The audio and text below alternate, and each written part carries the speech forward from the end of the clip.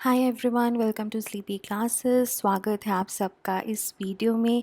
ये हमारा पहला लेक्चर है मेंस क्रैश कोर्स का, तो आप इसे sneak peek into the crash course की तरह ट्रीट कर सकते हैं। जैसा कि आप सबको पता है कि हमारा जो एग्ज़ाम था प्रीलिम्स का, उसको एक हफ़्ता हो गया है। So now is the time to start preparing for mains, even if you are qualifying or you are not qualifying, because एक ना एक दिन, देर सवेर, sooner or later, you have to write means you'll have to write means and you'll have to clear it। ठीक है, सो अभी right time है तैयारी शुरू करने का। 1 week has passed, you have rested and now it is time to begin, take baby steps and reach the final goal of selection। जो हमारा क्रैश कोर्स है जीएस का, मीन्स क्रैश कोर्स है, इसमें हम क्वेश्चन आंसर फॉर्म में चीज़ें देखेंगे। देखो, content you have already covered, right? So content पढ़ाने का डजेंट मेक सेंस। इंस्टेड हम आपको क्वेश्चंस पढ़ाएंगे। उससे क्या होगा, डबल चीज़ें होंगी। आपको स्ट्रक्चर बनाना आएगा और आपको उसमें कंटेंट फिल करना आएगा। उसके बाद फैक्ट्स रह जाते हैं। फैक्ट्स तो देखो नेवर एंडिंग प्रोसेस है। आप न्यूज़पेपर्स पढ़ते रहेंगे, आपको फैक्ट्स मिलते रहेंगे, पर्सपेक्टिव्स डेवलप होते रहेंगे। हमारा जो क्रैश कोर्स है, इसमें हम डेली 5 क्वेश्चंस डिस्कस करेंगे सब्जेक्ट वाइज। जैसे कि जीएस का आज GS1 का डे है, तो इसमें हम ज्योग्राफी के 5 क्वेश्चंस डिस्कस करने वाले हैं, जो कि हमारे करंट और स्टैटिक का एक कॉम्बिनेशन होगा। And 5 questions is not much, because आपको ऑप्शनल को भी टाइम देना है, आपको एस्से को भी टाइम देना है। And I would very much like to repeat that please do follow O2 E2 strategy के ऑप्शनल के 2 पेपर और एस्से और एथिक्स के 2 paper. These are like low hanging fruits, right? क्योंकि ऑप्शनल आपको प्रिपेयर करना है अच्छा, सो ऑप्शनल में 300 नंबर भी आ जाते हैं, ठीक है? एंड एस्से में भी बहुत अच्छा स्कोर कर सकते हो आप, एथिक्स में भी बहुत अच्छा स्कोर कर सकते हो। जो GS1 है वो फिर भी थोड़ा स्टैटिक है, लेकिन 2 और 3 में ना करंट है, और करंट आप जितना कर लो उतना कम है। तो कॉस्ट बेनिफिट एनालिसिस अगर हम देखें तो कॉस्ट ज़्यादा है, बेनिफिट उतना नहीं है जितना कि ऑप्शनल एस्से और एथिक्स में है। तो ये स्ट्रैटेजी ज़रूर फॉलो करें, राइट? उसके बाद जो 5 क्वेश्चंस मैं इस वीडियो में डिस्कस करने वाली हूँ वो ये हैं। आप इस जो वीडियो है, आप चाहे तो इसे पॉज करके इन क्वेश्चंस को पढ़ सकते हैं and you can write your answers and then maybe you can come back and watch the video again for the model answers. And another important thing is कि मॉडल आंसर्स एकदम perfect नहीं होंगे। आप उसमें अपना content भी add कर सकते हैं, अपने फैक्ट्स भी ऐड कर सकते हैं। The idea is to provide you with certain important questions कि अगर इनसे मिलता जुलता क्वेश्चन एग्ज़ाम में आ जाए तो आपकी हेल्प हो। और उससे भी ज़्यादा इम्पॉर्टेंट बात है कि आपको स्ट्रक्चर करना आ जाए आंसर को, क्योंकि फैक्ट्स और कंटेंट तो नेवर एंडिंग है। आप लास्ट डे भी कुछ ना कुछ नया पढ़ रहे होंगे, है ना? सो वो तो रहेगा ही, लेकिन जो हमारी स्ट्रक्चर है आंसर बनाने का और जो स्पीड है कि आपको लेस देन 7-8 मिनट्स में आंसर लिखना है depending upon the marks, right? वो हम डेवलप करेंगे through the answer writing practice. दूसरी चीज़, जब भी मैं ज्योग्राफी के शुरू करते हैं तो हम स्ट्रेस करते हैं मैप्स के ऊपर। तो जैसे कि इंडिया का मैप बनाना, तो रफ सा मैप होता है इंडिया का। बहुत सारे यूट्यूब पे वीडियोस भी हैं जिसमें आपको less than 2 minutes, less than 30 seconds में इंडिया का मैप बनाना सिखा रहे हैं, वर्ल्ड मैप। वो थोड़ा सा आउटलाइन ही होता है, you don't have to really go in detail. वो मैप बनाना ज़रूर सीख लें, उसकी भी प्रैक्टिस करें, चाहे आप यूट्यूब से ही करें, because it will also help. And geography में डायग्राम्स का इंपॉर्टेंस बहुत रहता है, तो जहाँ भी बन सकता है डायग्राम, ज़बरदस्ती भी नहीं ऐड करना है, जहाँ बन सकता है वहाँ ज़रूर डालें, ठीक है? सो बहुत बातें हो गई। So let's start with the first question. तो जो हमारा फर्स्ट क्वेश्चन है ना, that is what is meant by continental orientation hypothesis? Do you agree with it? Elaborate with examples, right? सो सबसे पहले आपको ये पता होना चाहिए कॉन्टिनेंटल ओरिएंटेशन हाइपोथेसिस होता क्या। Arguments in support and the criticism of this hypothesis और कुछ एग्जांपल्स, राइट? सो शुरू करते हैं आंसर के साथ। जो कॉन्टिनेंटल ओरिएंटेशन हाइपोथेसिस है वो ये कहता है कि जो regions which have a vast east-western spread or axis compared to the north-south axis, they are more developed, ठीक है? They have more cultural homogeneity. For instance Eurasia में ज़्यादा कल्चरल होमोजेनिटी है compare to Africa and Americas. ये जो theory है, sorry not theory, hypothesis है, ये कहता है कि यूरेशिया में क्यों जो माइग्रेशन है वो ज़्यादा है, कल्चरल होमोजेनिटी क्यों ज़्यादा है और डेवलपमेंट क्यों ज़्यादा है, ठीक है। सो उसके बारे में बात करता है ये हाइपोथेसिस।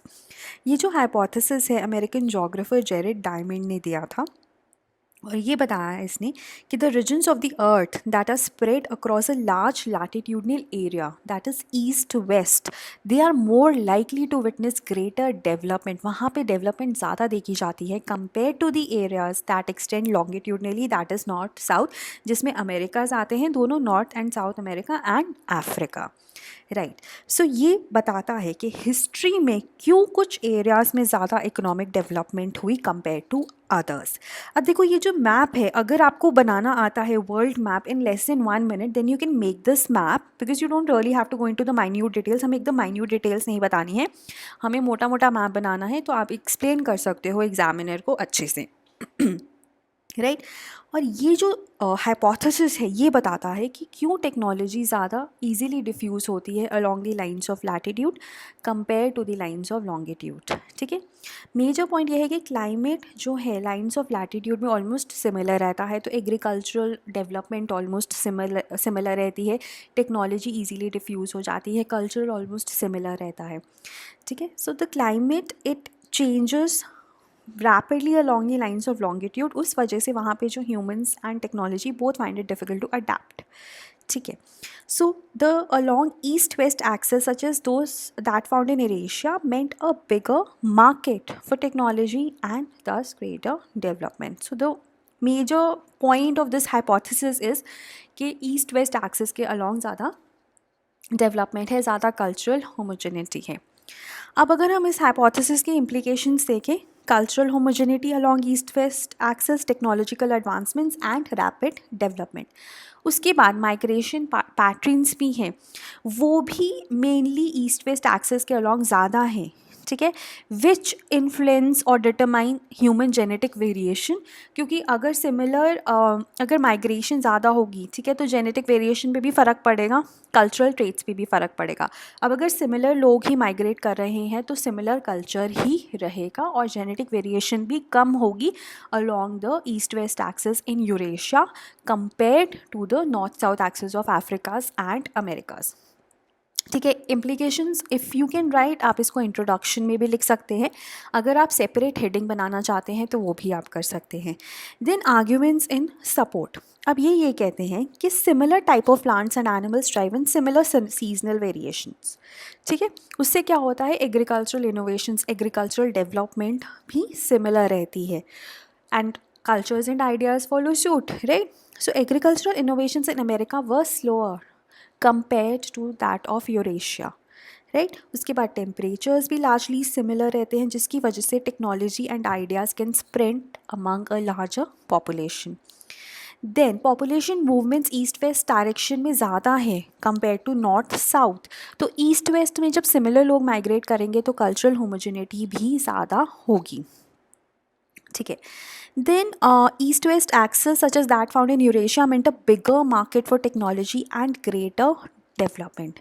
बट इसका क्रिटिसिज्म भी है, इसका क्रिटिसिज्म ये है कि ये सिर्फ 3 कॉन्टिनेंट्स की बात करता है, ठीक है, और 2 नॉन कॉन्टिनेंटल सप्लीमेंट्स की, लेकिन ये साउथ ईस्ट एशिया और ऑस्ट्रेलिया को इग्नोर करता है, या फिर आप ये कह सकते हो कि उसकी एडवांसमेंट को ये हाइपोथेसिस एक्सप्लेन नहीं कर पाता। और इसका एक और क्रिटिसिज्म ये है कि ये जो स्टेट मेकर्स हैं उनकी एजेंसी को इग्नोर करता है, कि उनकी भी कुछ एजेंसी हो सकती है जिस वजह से ये जो एरियाज़ हैं वो वहाँ पे कल्चरल होमोजेनिटी है या वहाँ पे डेवलपमेंट ज़्यादा है। सो मेजरली ये 2 इस हाइपोथेसिस के बड़े क्रिटिसिज्म है।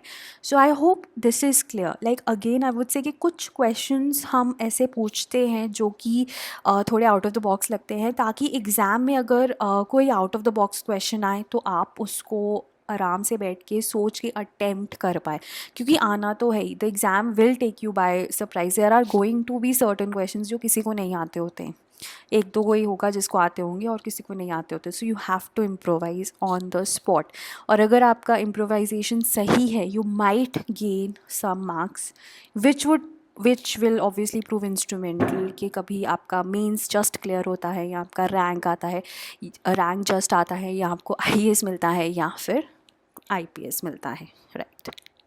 Okay, moving on to the next question. So this is regarding cyclone Amphan, right, जो कि मई 2020 में आया था। So the question is define super cyclones in the context of cyclone Amphan, discuss the various reasons that led to its formation. So simple question है, super cyclones के बारे में बताना है आपको और उसके बाद साइक्लोन अम्पन की फॉर्मेशन समझानी है। Again if you can make a diagram it would be perfect. Okay, so see, you can give introduction or you can straight away move to the super cyclone part, completely your prerogative. And another thing is that stick to word limit, जो भी पूछा गया है उसी को पहले answer करें, don't digress from the question. उससे क्या होगा, आप आपकी सिर्फ टाइम वेस्ट करेंगे, जो आपके 3 घंटे हैं, you just wasting your time. So don't digress from the question, जो पूछा गया है उससे ज़रूर आंसर करें। अगर कोई और डायमेंशन आपको आ रही है, so you can may be right it, but after you have addressed the main demand of the question. So just make sure that you do that. Okay, so tropical cyclones के बारे में आप बता सकते हैं 1-2 लाइनें कि they are low pressure system that form over warm tropic waters with gale force wind near the centre. और ये जो विंड्स हैं, these are the ones which are responsible for so much destruction, for storm surges that these cyclones cause, right, leading to major loss of life and property. अब देखो जो super cyclone है, if there's a tropical cyclone with a wind speed of more than 222 kilometers per hour, then it is a super cyclone. Then formation of Amphan. Amphan was the first tropical cyclone of 2020 North Indian Ocean cyclone season. और ये एक tropical cyclone की तरह originate हुआ था, rapidly turning into a super cyclone. So that is why it was very important and it caused so much of destruction. Amphan is a name which is given by Thailand and it means sky, right? And it originated from a low pressure area east of Colombo, Sri Lanka. ठीक है, बे of Bengal में ये originate हुआ था। फिर उसके बाद ये बढ़ता गया एंड रैपिड इंटेंसिफिकेशन हुई इसकी and it became a super cyclonic storm with it 12 hours. तो ये भी बहुत इंपॉर्टेंट फैक्ट है। सो इससे ये ऊपर गया और विंडफॉल इसने कॉज किया। Okay, then what are the reasons for its intensification, because ये सुपर साइक्लोन था, तो इसका जो सुपर साइक्लोन बनने का रीज़न क्या दिया जाता है। सो अब देखो, जो एक ट्रॉपिकल साइक्लोन है उसकी जो लाइफ है वो कुछ दिनों से कुछ हफ्तों तक हो सकती है, बट वो किस पे डिपेंड करता है कि कितनी हीट एनर्जी उसे मिल रही है ओशन से। साइक्लोन अम्पन category 1 से category 5 गया in a span of 12 to 18 hours, which is a quick evolution, which is an unusually quick evolution. तो ये fact बहुत important है, ये एक important feature है साइक्लोन अम्पन का। ठीक है, ये वेरी सिवियर साइक्लोन में टर्न हो गया। बेसिकली ये पहले ट्रॉपिकल साइक्लोन था, फिर ये वेरी सिवियर साइक्लोनिक स्टॉर्म में कन्वर्ट हुआ, फिर ये एक्सट्रीमली सिवियर साइक्लोनिक स्टॉर्म में टर्न हो गया। अब बहुत फैक्टर्स हैं जो डिटरमाइन करते हैं कि एक ट्रॉपिकल साइक्लोन इंटेंसिफाई करता है या वीक होता है, बिकॉज लाइक आई सेड कि जो उसका स्पैन है वो फ्यू डेज़ टू 3 वीक्स है। अब ऑब्वियसली इंटेंसिफाई करेगा या वीक होगा, ये कुछ फैक्टर्स पे डिपेंड करेगा। एक जो इम्पॉर्टेंट फैक्टर है ना, वो है सी सरफेस टेम्परेचर्स, बिकॉज जो साइक्लॉन्स हैं वो अपनी एनर्जी ओशन में जो हीट और मॉइस्चर है उससे लेते हैं। अब इसकी जो रैपिड इंटेंसिफिकेशन है, जो अनयूजुअल इसका इंटेंसिफिकेशन है, वो माना जाता है उसका कारण है ग्लोबल वार्मिंग, जिसकी वजह से sea surface temperatures have risen up considerably, right. So ये जो टेम्परेचर्स हैं बे ऑफ बंगाल में जो देखे जा रहे हैं, these are record temperatures due to anthropogenic global warming which has led to this unusual intensification of a tropical storm to a super cyclone within a span of 12 to 18 hours, right. और अब इस साल क्या हुआ कि इतने ocean temperatures बढ़ गए, है ना, इसका रीज़न दिया जा रहा है लॉकडाउन। क्योंकि लॉकडाउन था तो पार्टिकुलेट मैटर कम था, ठीक है, क्योंकि एमिशंस कम थी, वेहिकुलर एमिशंस कम थी, बाकी सब रीजंस की वजह से जो पार्टिकुलेट मैटर था वो कम था। इसका मतलब है कि हमारे पास ब्लैक कार्बन कम था। नो, ब्लैक कार्बन क्या करता है, सनलाइट को रिफ्लेक्ट करता है, वो रिस्पॉन्सिबल है टेम्परेचर्स को कम करने के लिए। लेकिन जब ब्लैक कार्बन नहीं है तो टेम्परेचर्स और ज़्यादा होंगे, ठीक है। So that is the reason of the intensification. हर साल क्या होता है, पार्टिकुलेट पोल्यूशन बहुत चरम पर होती है, बे ऑफ बंगाल में जाती है, फॉर्मेशन ऑफ क्लाउड्स को इन्फ्लुएंस करती है, रिफ्लेक्ट करती है हीट को। उसकी वजह से क्या होता है कि हमारे पास इतना इंटेंसिफाई नहीं होते, या जो सी सरफेस टेम्परेचर है वो इतना ज़्यादा नहीं होता जितना कि इस बार था। सो fewer clouds and more heat in the Bay of Bengal may have amplified the strength of the cyclone. So ultimately conclusion लिखेंगे आप. So only a handful of storms in the Arabian Sea and Bay of Bengal achieve this level of a super cyclone. ठीक है, 10 सालों में एक होता है, ठीक है. लास्ट हमारा 1999 में हुआ था बे ऑफ बंगाल में, right. And obviously it cost way more destruction, but इसने भी काफ़ी डिस्ट्रक्शन कॉज करी है. इस साल बस हम थोड़ा ज़्यादा प्रिपेयर्ड थे NDRF करके और वार्निंग्स करके, तो हम ज़्यादा प्रिपेयर्ड थे. जो 1999 का साइक्लोन था उसने बहुत ज़्यादा डिस्ट्रक्शन कॉज की थी, but compare to that it was a less destruction, but nonetheless it was a super cyclone with the potential to cause way more destruction. और ऐसा कहा जा रहा है क्योंकि ग्लोबल वार्मिंग राइज हो रही है तो और सुपर साइक्लोन्स आने के चांसेस भी हैं, ठीक है. नेक्स्ट जो हमारा क्वेश्चन है that is regarding polymetallic nodules. What do you understand by polymetallic nodules? Discuss the importance of India's deep ocean mission which will explore deep ocean minerals. So जो deep ocean mission है वो इन minerals को mine करेगा, minerals को mine करेगा from these polymetallic nodules. अब again simple आपको बताना है पॉलीमेटालिक नोड्यूल्स क्या होते हैं, सिग्निफिकेंस क्या है इंडिया के डीप ओशन मिशन का, right. And certain next part could be the criticism of the deep ocean mission, ठीक है, कि वो इन्वायरमेंट पे नुकसान पहुंचाएगा and all that. And finally way forward in conclusion, ठीक है. सो मेजरली हमारा ये स्ट्रक्चर रहेगा, ओके. सो पॉलीमेटालिक नोड्यूल्स क्या होते हैं, these are rounded accretions of manganese iron hydroxides, ठीक है. एक्रेशंस होती हैं और ये बेसिकली आपको सी फ्लोर पे मिलते हैं. Vast areas of sea floor, they cover vast areas of sea floor, बहुत जगह पे मिलते हैं सी फ्लोर पे. लेकिन इनका जो मैक्सिमम अमाउंट है, मैक्सिमम अबांडेंस है, वो आपको डेप्थ्स में मिलती है, ठीक है. एबिसल प्लेन्स होते हैं जो डीप प्लेन्स होते हैं ओशन के काफ़ी नीचे, उन डेप्थ्स पे इनका काफ़ी ज़्यादा अमाउंट मिलता है, majorly 4000 to 6500 metres deep. So that's a lot of depth, right. So ये जो नोड्यूल्स हैं ये बेसिकली मैंगनीज होता है, इनमें आयरन होता है, निकल कॉपर कोबाल्ट इन कमर्शियली अट्रैक्टिव कॉन्सेंट्रेशंस, और मोलिब्डेनम जिरकोनियम REE थोड़े कम अमाउंट में उनके ट्रेसेस ही मिलते हैं. अभी पहले क्या होता था, 1960s से हमें पता है कि ये एग्जिस्ट करते हैं, लेकिन अभी तक इनकी माइनिंग पॉसिबल नहीं हो पाई क्योंकि हमारे पास टेक्नोलॉजी नहीं थी जो इतनी डीप जाकर इनको माइन कर सके.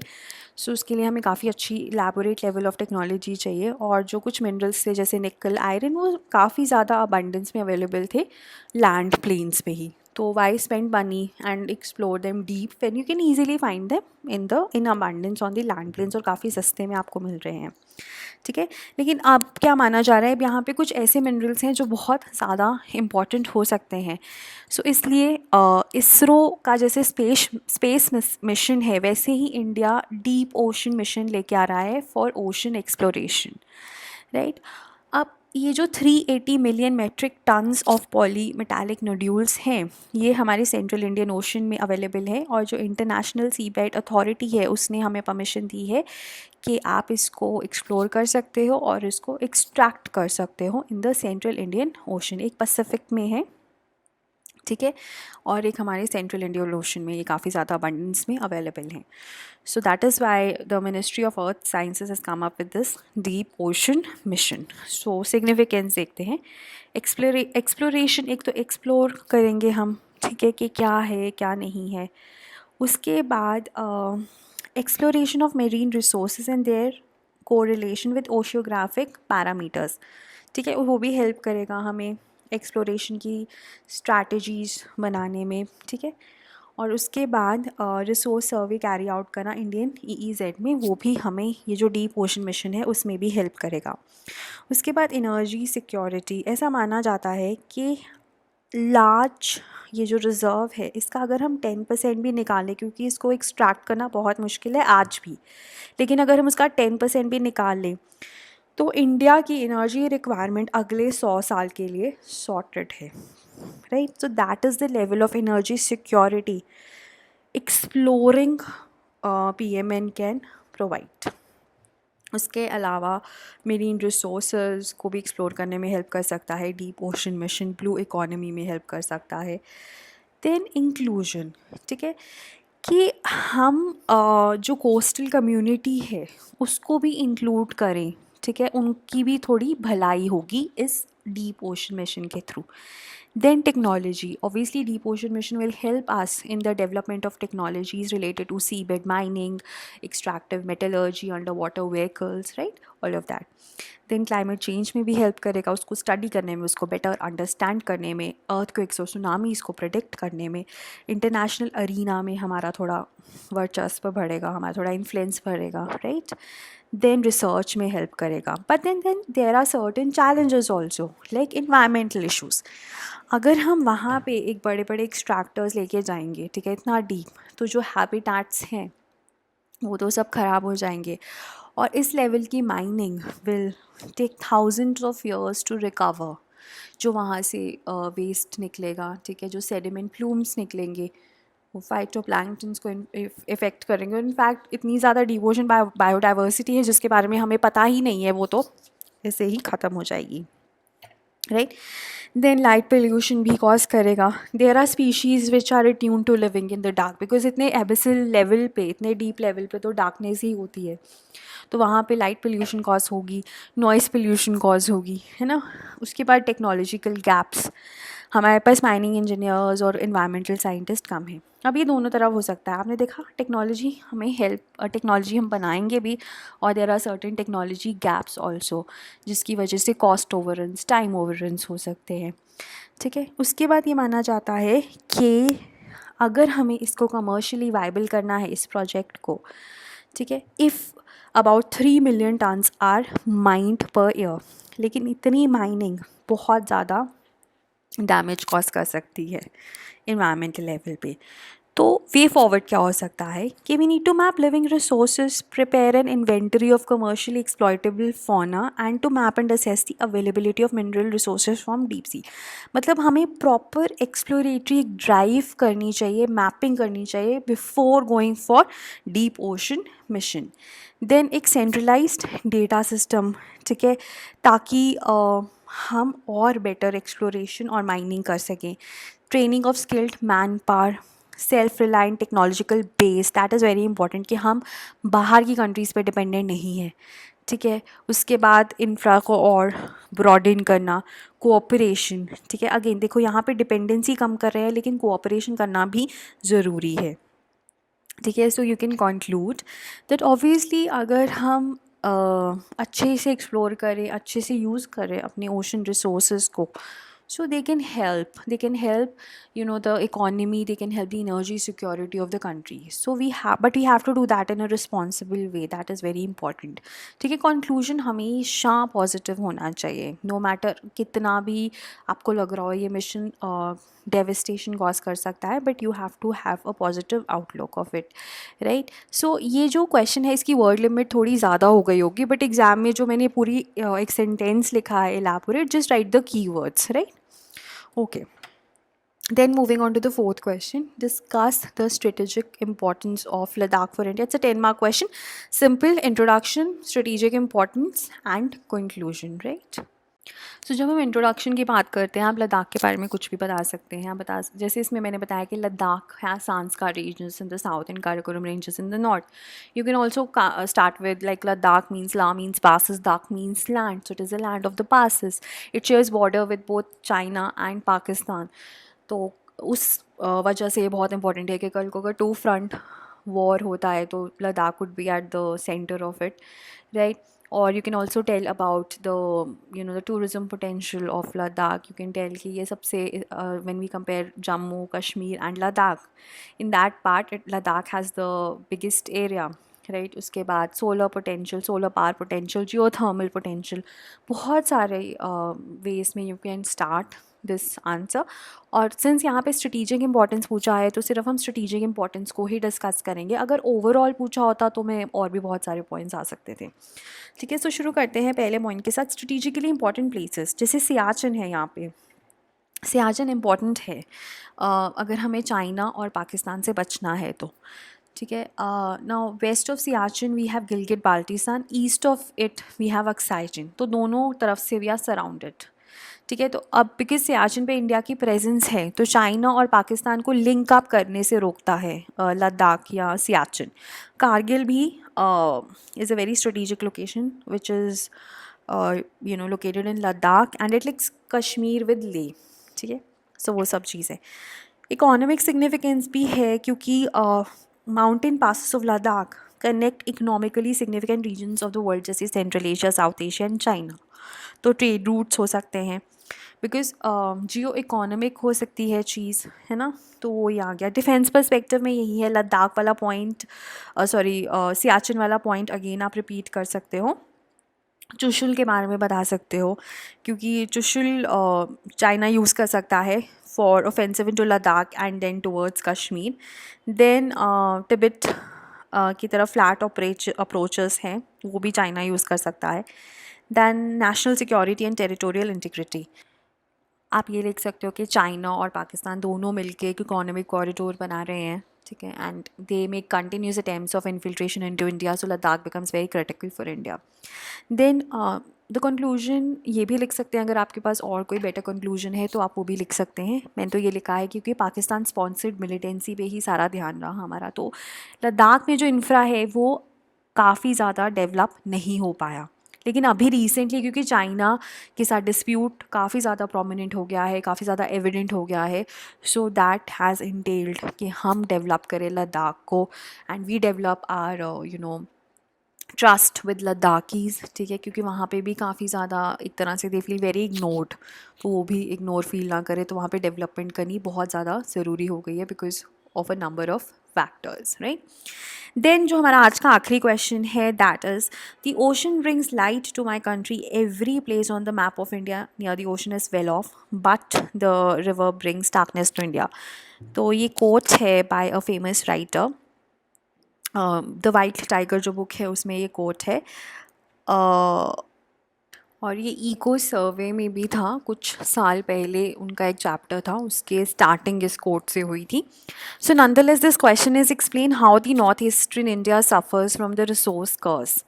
ठीक है, सो आपको बेसिकली नॉर्थ ईस्टर्न इंडिया और रिसोर्स कर्स कैसे है नॉर्थ ईस्टर्न इंडिया उसके बारे में बताना है.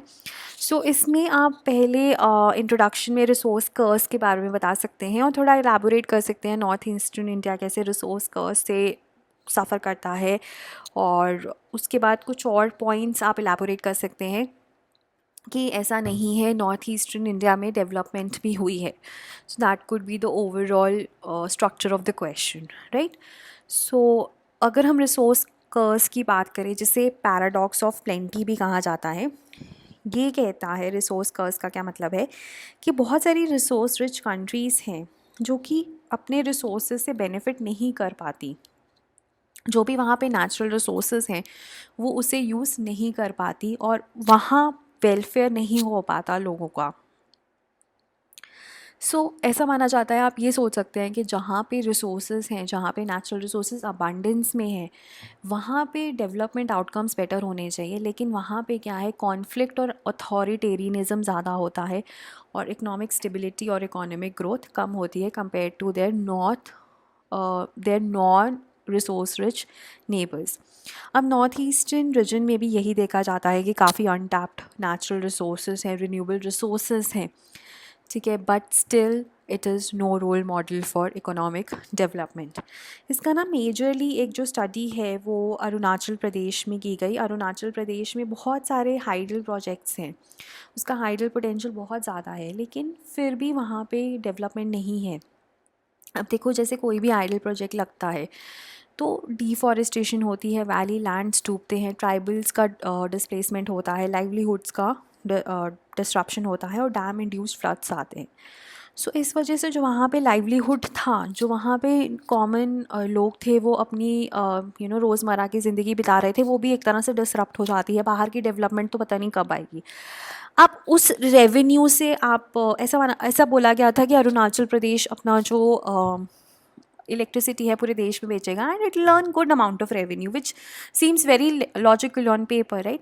बट ऐसा नहीं हुआ क्योंकि क्या होता है कि ऐसे जो एरियाज़ होते हैं ना जो रिसोर्स रिच हैं, ये नाइजीरिया शार्ट हो गया, ठीक है, यहाँ पे क्या होता है कि sudden induction of money without creation of basic growth Indian institution modern skills and entrepreneurship, ये क्या करते हैं, रिसोर्स रिच से रिसोर्स कर्स में कन्वर्ट कर देते हैं। क्या होता है कि जो पॉलिटिकल क्लास है अब वो चाहेगी, जो गवर्नमेंट है वो चाहेगी कि क्विक मेच्योरिंग इंफ्रास्ट्रक्चर प्रोजेक्ट्स लगे, तो वो बाहर के लोगों को कॉन्ट्रैक्ट दे देते हैं। जो लोकल्स हैं उनको छोटी छोटी अपॉर्चुनिटीज़ ही मिलती हैं। उससे क्या होता है कि कैश फ्लो आउटसोर्स, मतलब बाहर जाता है cash flow from the place, ठीक है। उसके बाद पुलिस करप्ट हो जाती है, एक्सटॉर्शन होती है, ठीक है। Police criminal armed outfits politician access बनता है, ठीक है, वो सब चीज़ें। और दूसरी चीज़ ये है कि लोकल्स ये कहते हैं कि उनको लगता है कि वो एक्सप्लॉइट हो रहे हैं या फिर एग्जैजरेशन भी होती है एक्सप्लॉइटेशन की, तो उस वजह से भी कॉन्फ्लिक्ट आता है, ठीक है। सो ये कुछ रीजंस हैं कि जो रिसोर्स रिच कंट्रीज़ या रिसोर्स रिच रीजन्स रिसोर्स कर्स रीजन्स में कन्वर्ट हो जाती हैं। बाकी अगर हम नॉर्थ ईस्ट रीजन की बात करें तो और भी रीजंस हैं। लैंडलॉक्ड है, कनेक्टिविटी बहुत कम है, ठीक है, इंस्टेबिलिटी है। सो ये माना जाता है कि security situation as a justification of under development has become more of a chicken egg problem, ठीक है। डिपेंडेंसी है, सेंट्रल गवर्नमेंट में बहुत ज़्यादा डिपेंडेंसी है खुद, क्योंकि इंफ्रा नहीं है, राइट। करप्शन बहुत है और ट्रेडिशनल जो स्टैश एंड बर्न है उसी पे फोकस है, झूम जिसे हम कहते हैं। तो मॉडर्न मीन्स के लिए एक्सेप्टेंस बहुत कम है। सो यही है कि अगर हम चाहते हैं नॉर्थ ईस्ट ये जो डेवलपमेंट है वो बढ़े तो there has to be certain steps taken, और अभी रिसेंटली ये लिए भी जा रहे हैं बाय द गवर्नमेंट, ठीक है। जैसे कि Dhola Sadiya bridge, Bogibeel bridge has been initiative, तो ये भी है। उसके बाद आप जैसे मैंने आपको बोला था कि आप पहले बताएं रिसोर्स कर्स क्या है और नॉर्थ ईस्ट में कैसे रिसोर्स कर्स है, और plus there are other reasons also, and then you can write, but then there are certain better things also to look forward for north east, उसमें आप ये लिख सकते हैं, ठीक है। So majorly you have to explain that how northeast is afflicted with resource curse. So these are the 5 questions for today. So in case you want to enroll in our crash course, मैं नीचे description में I will put up with the links, and you can also call our number, right. कोई भी doubt है आप हमें mail भी कर सकते हैं। सो that is how I will and today's lecture. अगर आपको कोई भी डाउट है and any criticism is welcome, please mention it in the comments below and I'll get back to you soon. Thank you.